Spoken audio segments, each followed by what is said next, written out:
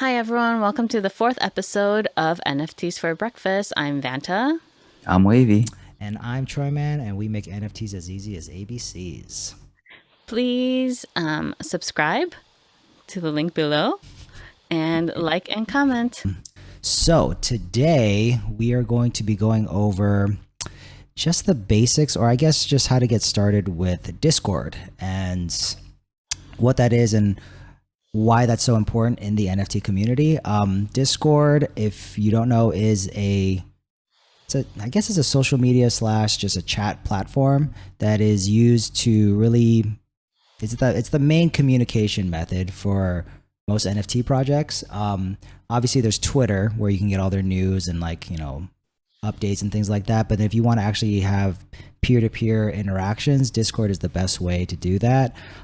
For those of you that have never heard of it before, or maybe you've heard of it, but it was mainly used for gaming when it first came out. It was a way for people that were playing video games to chat with one another in a very voice chat, to do voice chats with one another. But now it's evolved into something much, much more than that. So it's not just for gaming, it's for NFTs, and then it's not even just for NFTs anymore too. It's for pretty much any community that wants to have some kind of platform to communicate with one another. So it's a very, very powerful program.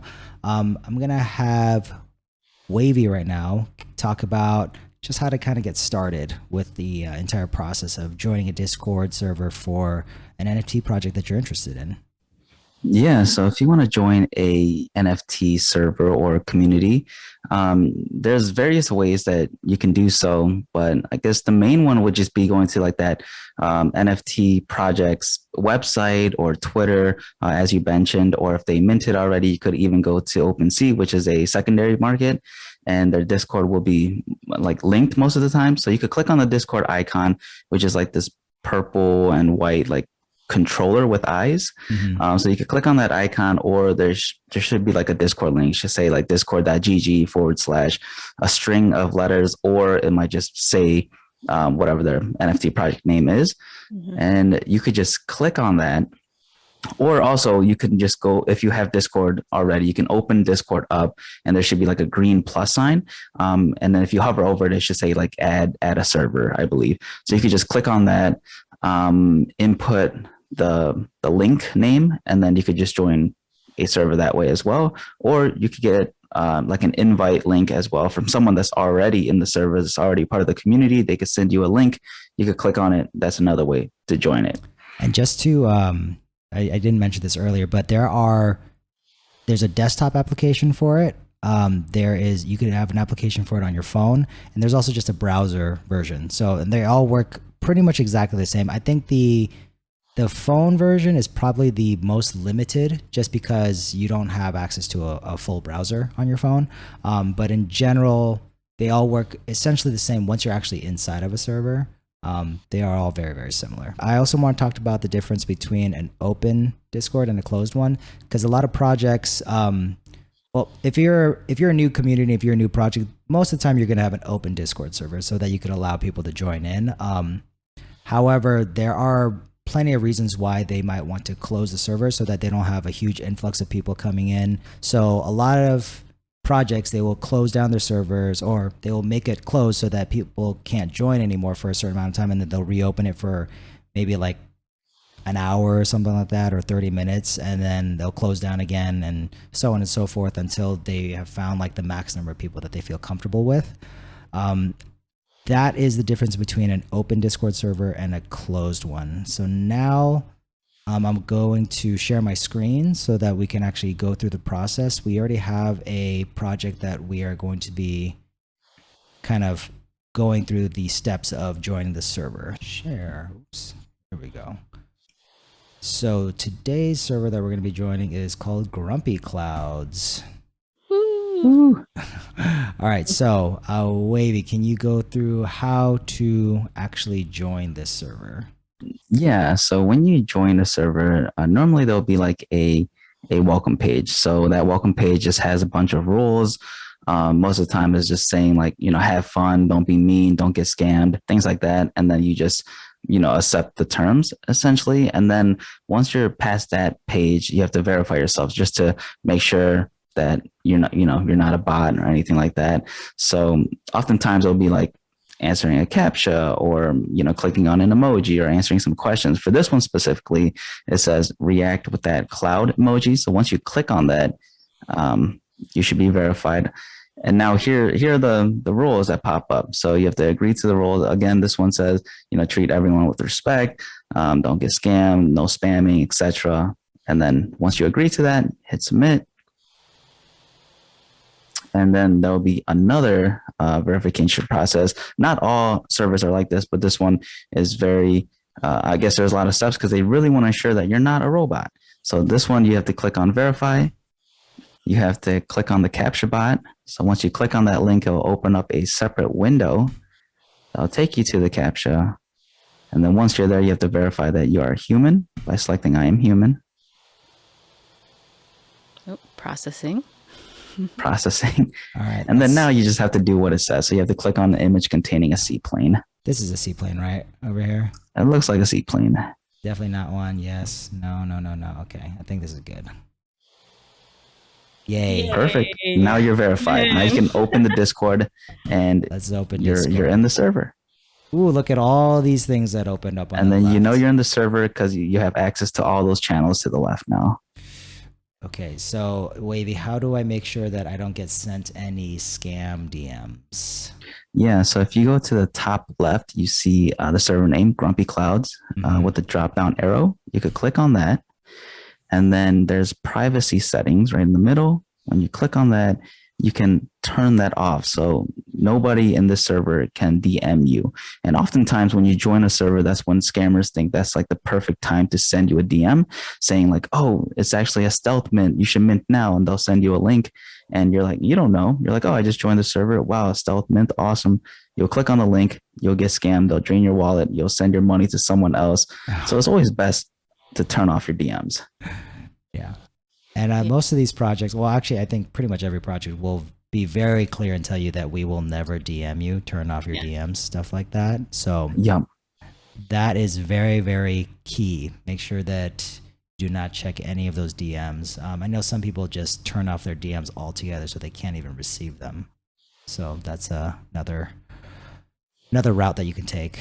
All right, thank you, Wavy. So Vanta, now that we're actually in this server, can you go through, I mean, what are we looking at here? This looks daunting if you've never seen this before. What do we do? So once you join a community, mostly everyone goes to the general chat, which is... seeing game chat?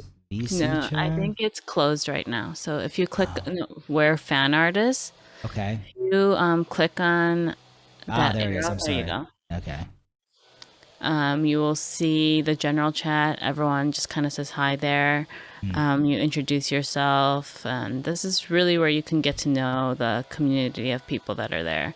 And you can find other chats, like there's like chat for pets, or if you're a foodie, so you can find people in the community that you can connect with. And a lot of times servers have games. So like if you see in this chat, they have Gartic, they have a counting game, there's Connect 4, and there should be Rumble, Rumble 2, and what's Gartic? Gartic is like Pictionary. Oh, You have to guess what the pictures are. cool. So a lot of times they'll use like Gartic or Rumble and do whitelist or allow list giveaways where you can be guaranteed a spot to mint for that project. And then there's, if you want to know more about the project, there's always announcements and FAQs, and I think if you scroll on the left, if you scroll up to where it says Grump List, it tells you how you can become a Grump List member. Or there's the FAQs if you want to know more about the project. Oh, I'm going to click on this. Okay, cool. Cool. Yeah.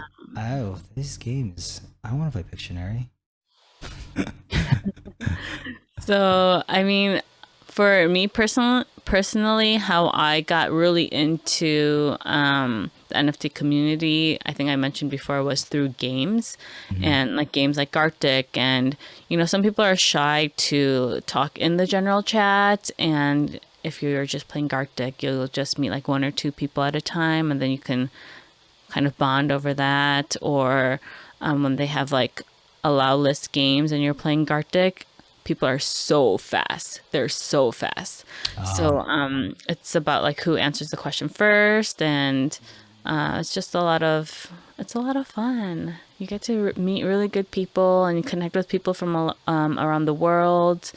I've met people from like Colombia and the Philippines or Korea. Yeah. And just as just to understand like the layout of how this works, on the left here is pretty much where you have all of your categories of things that you can kind of engage in. So like almost every single server, you're going to see a very similar set of options here. So like here, like announcements, minor announcements, there's usually something like that.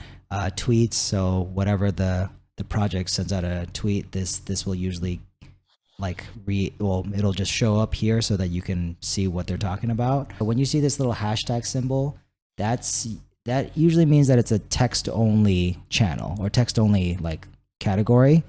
It's only when you start going to these little these voice channels where you can actually talk or maybe just listen to someone, if they're like giving a voice announcement or something like that and they actually want to talk to their members, like the admins or something, or the founders.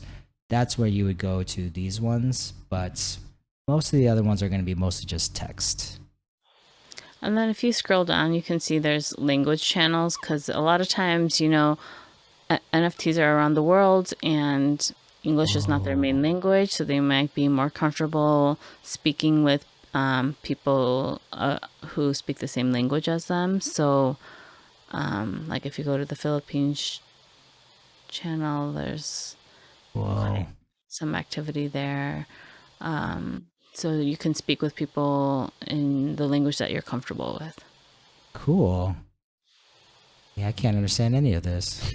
And then most channels or most servers now also have like a scam alert page where if there's like a known scam going around, the founders or admins of the server will notify the whole community like, hey, this server got hacked, or this there's this scam going around where people are DMing you with this, or on Twitter something's happening. Like they'll just let you know what's going on.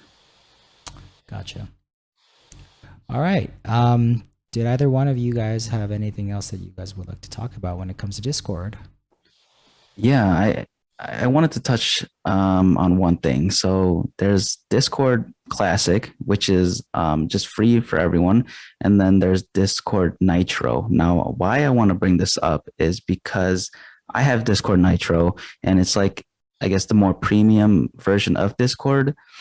And the reason why I got Nitro is because Discord Classic only allows you to join 100 servers. And within like the first couple months of me getting into NFTs, I hit that max limit really quickly. Yeah. And I couldn't join any more servers. I was really interested in a lot of projects, a lot of communities. And oftentimes if you want to get like a whitelist, you have to join their communities. So I hit that server limit really quickly. But when you upgrade to Nitro, you get like double that. You get 200 servers that you can join. So that's like the main reason. There's other little perks as well, like I see. yeah, such as like better audio quality, video quality, like server boosts. But I just felt like server boosts with a Nitro account, so you can boost 2 servers. Yep. And what that does is like you give that community or that server just certain perks.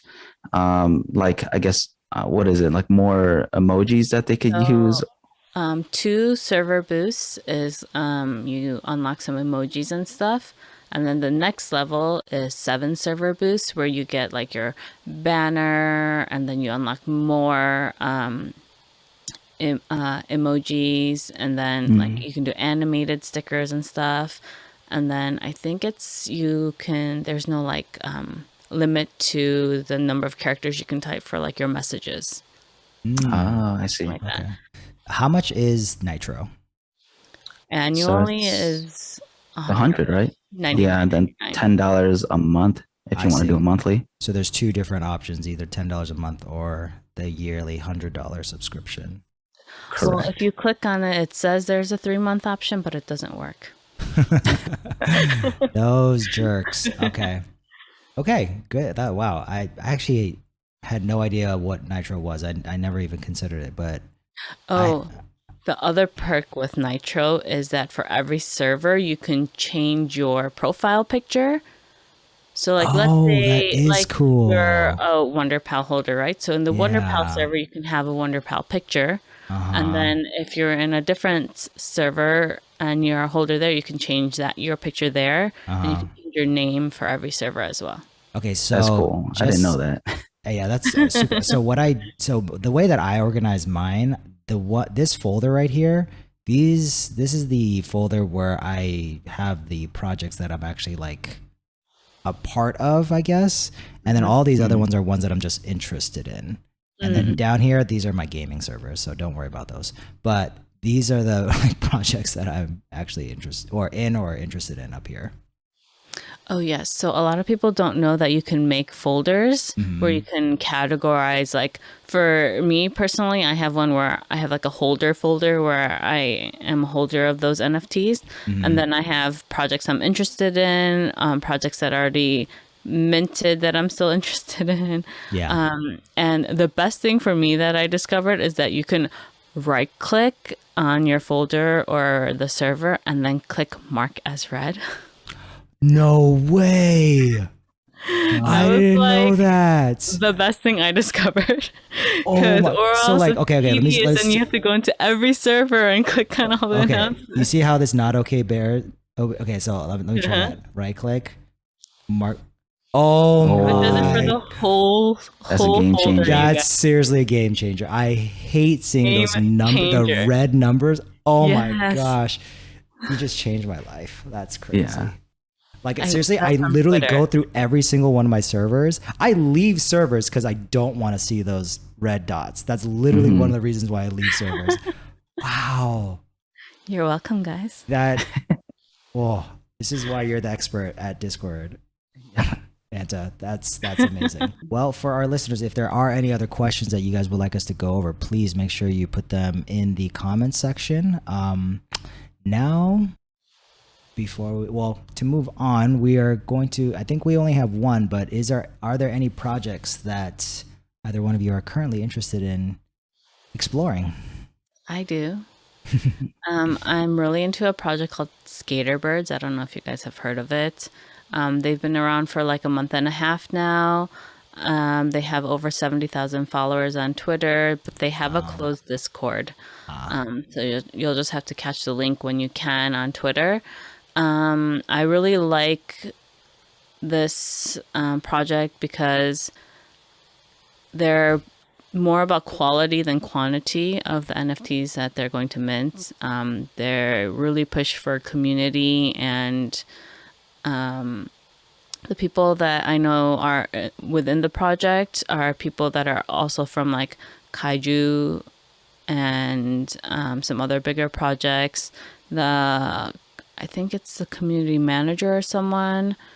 They are the former creative director from Zara and Bershka, and they just have a really great team behind it. The artist is Docs. Their art, if you just look at Skater Birds, is really unique.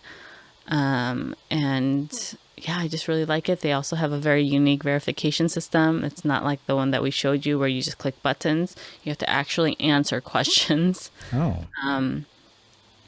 And yeah, I'm really pushing for it. And one of my Web3 friends is the community mod there. Oh. Manager. So What is the art like? I've never seen the project, so what's the art like?